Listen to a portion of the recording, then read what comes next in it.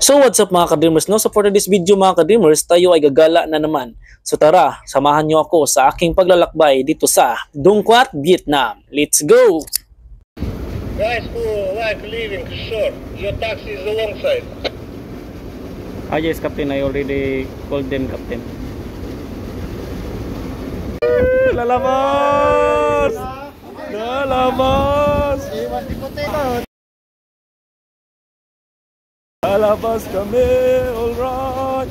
Pre, outfit check! Outfit check! Outfit, outfit! Outfit! Oh!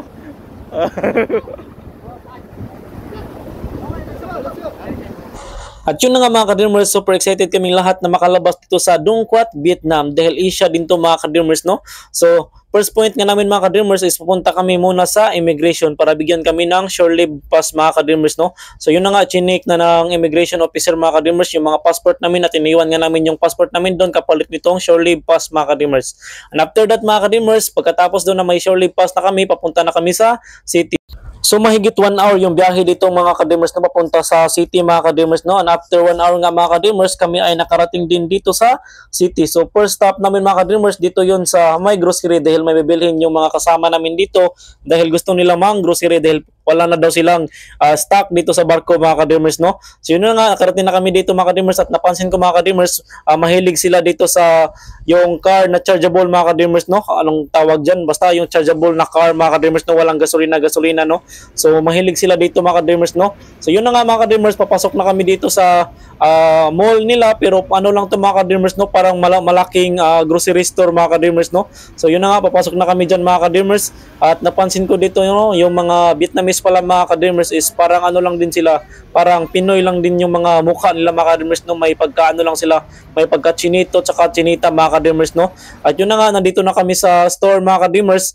Paikot-ikot lang kami dito dahil tingin din kami dito kung may mabili ba kami mga ka-dreamers, no?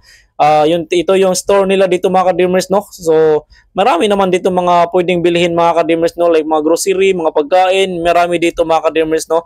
At yun na nga, nag-grocery na kami dito mga ka-dreamers. Yung mga kasama ko, nakabili na nga sila. Yan yun, si Kois, nakabili na ng safeguard na pink mga ka-dreamers, no?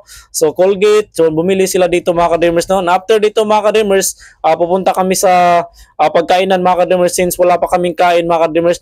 At yun na nga mga ka-dreamers, kami ay dinala ng aming driver dito sa Hua Bien Restaurant mga ka-dreamers dahil nagtanong kami sa kanya kung saan yung masarap na Vietnamese food mga ka-dreamers, no? At dinala nga niya kami dito dahil masarap na yung pagkain dito mga ka-dreamers, no?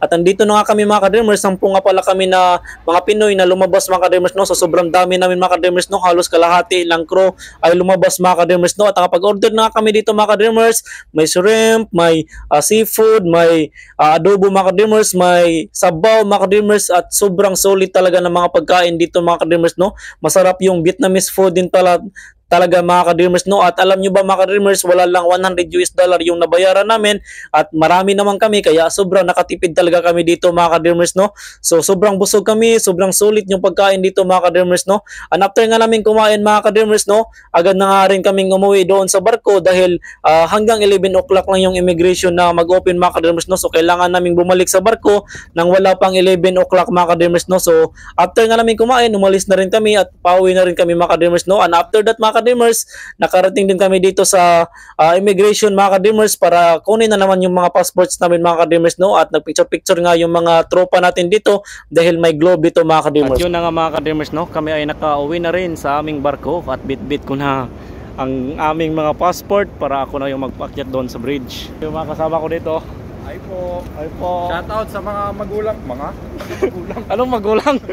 Wash out sa mga ka-dreamers natin dyan ha. Ito po, Ayos duty talaga. pa, duty pa. May duty pa to na. Duty pa 12 to 6. Lalabas. Pero labas pa rin. Duty. Alright. Tulog. Basta shore leave. Yun na, paakyat na kami lahat, no? So yun na nga mga ka-dreamers. Always fight for your dreams. And don't give up mga ka-dreamers. Fighting lang mga ka-dreamers. Huwag tayong mag-give up sa lahat ng mga pangarap natin sa buhay, no? So nag-enjoy naman kami sa Vietnam, sa Dong Quat, Vietnam. Nakakain ng masasarap na pagkain. Alright, let's go.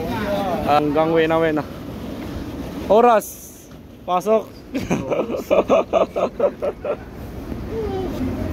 So yun na nga. Fight for your dreams. And don't give up mga ka-dreamers. Fighting mga ka-dreamers. Thank you for watching mga ka-dreamers. God bless us all.